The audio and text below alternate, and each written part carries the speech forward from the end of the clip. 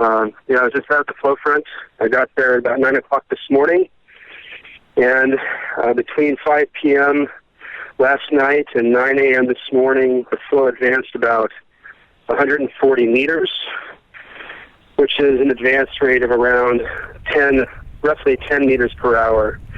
So, in the 10 to 15 yards per hour sort of range, which is what the flow has been doing now for the last about 2 or 3 days. So conditions there are much the same as they have been over the past few days. The flow front is about 300 meters past the Pahoa Street, and when we were there, it had just crossed through the Pahoa Cemetery. So it crossed over the cemetery and was coming out the lower end of the cemetery. Just sharing a personal perspective from mine, it was just very saddening to see the flow cross over and taking out the grave sites, because at one point we could see one of the larger monuments actually protruding through the lava flow as it went through. So yes, it is an active cemetery with burials, and it's actually predominantly a Buddhist cemetery, and it was associated with one of the local Buddhist sects and church here. So they did have a closing ceremony in anticipation of this, and again, had been preparing for that as well. I also checked the southeast lobe, which is the second lobe active, which is southeast of this narrow finger that was going through the cemetery. That lobe advanced about 50 meters from my mapping yesterday, about 24 hours.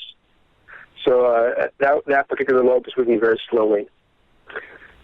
Let's see, and at the moment, from where the flow front is to the cemetery, it's about 750 meters from Pahoa Village Road. Toward the flow front right now, the flow has widened out quite a bit, and it may be that the flow front is actually splitting into two different fingers.